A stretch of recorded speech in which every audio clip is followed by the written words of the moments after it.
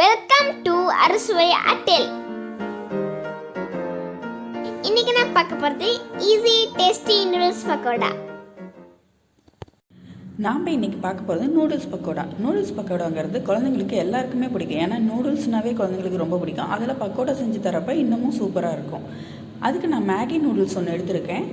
அது இந்த மாதிரி உடச்சிக்கணும். ஏன்னா நீட்டமாக இருந்தால் பக்கோடா போடுறதுக்கு வசதியாக இருக்காது. இந்த மாதிரி கட் பண்ணி போட்ட பிறகு இது 1.5 கப்பு தண்ணி வச்சு இதை வேக வச்சு எடுத்துக்க போகிறேன். இது கொஞ்சம் ட்ரையாக தான் வேக வச்சு எடுத்துக்கணும். ரொம்ப கொலன்னு வேக வச்சு எடுத்துக்கக்கூடாது.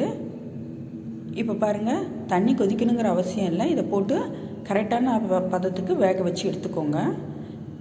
இது நல்ல மழை காலத்தில் இப்படி செஞ்சு சாப்பிட்றப்ப டீ வச்சு குடிக்கிறப்ப ரொம்பவே சூப்பராக இருக்கும். பாருங்கள், இந்த அளவுக்கு ட்ரையான பிறகு இதை ஆற விட்டுக்கோங்க. ஏன்னா சூடாக வச்சு பிசைய முடியாது. அதுக்கடுத்து இதில் நான் எல்லா வெஜிடபிள்ஸும் கொஞ்சம் கொஞ்சமாக சேர்க்க போகிறேன். முட்டைக்கோஸ் கொஞ்சம் கட் பண்ணி பொடியாக நறுக்கி போட்டிருக்கேன். கேப்சிகம் கொஞ்சம் போட்டிருக்கேன். அடுத்து கேரட், பீன்ஸு கொஞ்சமாக போட்டுக்கிறேன். இதில் குழந்தைங்க சாப்பிடாத காய்கறி எல்லாமே இதில் சேர்த்து சாப்பிட்ருவாங்க, பொறுக்கி வைக்க மாட்டாங்க. அதுக்கடுத்து காலிஃப்ளவர் கொஞ்சமாக கட் பண்ணி போட்டிருக்கேன். அதே மாதிரி பெரிய வெங்காயத்தை பொடியாக கட் பண்ணி போட்டுக்கோங்க. எல்லாமே பொடியாக தான் போடணும். இதுக்கு அடுத்து நான் இதில் ஜிஞ்சர் கார்லிக் பேஸ்ட்டும் போட போகிறேன். பச்சை மிளகாய் கொஞ்சமாக போட்டுக்கோங்க. ஜிஞ்சர் கார்லிக் பேஸ்ட் தேவையான அளவு போட்டுக்கோங்க. ரொம்ப போட்டாலும் எரிச்சலாக தெரியும். சீரகப்பொடி 1/4 டீஸ்பூன் போட்டிருக்கேன். கரம் மசாலா 1/2 டீஸ்பூன் போட்டிருக்கேன். அதுக்கு அடுத்து சில்லி ஃப்ளேக்ஸ், இது தேவை காரத்துக்கு தகுந்தாப்பில் சேர்த்தி கூட போட்டுக்கலாம். நான் 1 ஸ்பூன் அளவுக்கு போட்டிருக்கேன். அதுக்கடுத்து மஞ்சள் பொடி இதில் கொஞ்சமாக போட்டுக்கலாம். இதில் பாருங்கள், இவ்வளோ வெஜிடபிள்ஸ் சேர்க்கறதுனால குழந்தைங்க இது சாப்பிட்றது ஹெல்த்தியாகவும் இருக்கும். சால்ட்டு கொஞ்சமாக உங்களுக்கு எவ்வளோ தேவையோ அந்த அளவுக்கு போட்டுக்கோங்க.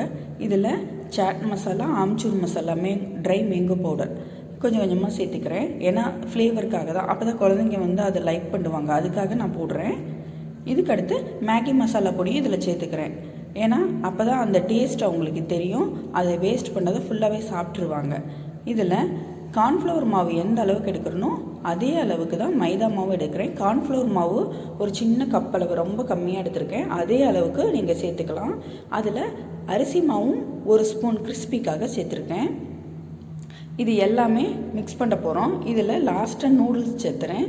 நூடுல்ஸ் நல்லா ஆறிடுச்சு பாருங்கள்.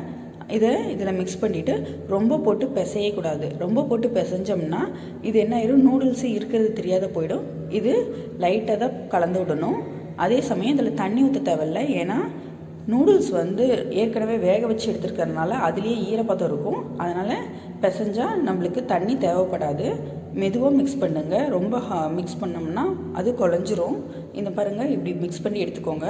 இப்போ ஆயில் நல்லாவே ஹீட்டாக இருக்குது. இந்த ஆயிலில் நான் பக்கோடா சேஃப்லேயே போடுறேன்.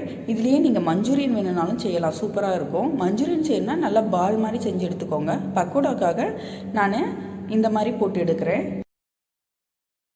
குழந்தைங்க ஃபுல்லாகவே சாப்பிட்ருவாங்க. இதில் வெஜிடபிள்ஸ் நிறையாவே சேர்த்துருக்கோம். நூடுல்ஸுங்கிறது கொஞ்சம் தான் சேர்த்துருக்கோம். ஆக்சுவலாக இது வெஜ் பக்கோடா மாதிரியே இருக்கும், நூடுல்ஸ் மாதிரியே இருக்கும். குழந்தைங்க வீண் பண்ண மாட்டாங்க. பாருங்கள், நம்மளுக்கு சூப்பரான பக்கோடா ரெடி ஆகிடுச்சு. இது ஈவினிங்கில் சாப்பிட்றப்ப ரொம்பவே நல்லாயிருக்கும். கெஸ்ட்டு வந்தால் கூட இப்படி வித்தியாசமாக செஞ்சு கொடுக்கலாம். எப்படி செய்யறதுன்னு கேட்பாங்க. ஏன்னா அந்தளவுக்கு இது டேஸ்ட்டாக இருக்கும். நீங்கள் வேணால் ட்ரை பண்ணி பாருங்கள். Hope you all enjoyed. உங்களுக்கு இந்த வீடியோ பிடிச்சிருந்தா லைக் பண்ணுங்க, ஷேர் பண்ணுங்க, சப்ஸ்கிரைப் பண்ணுங்க. Thank you.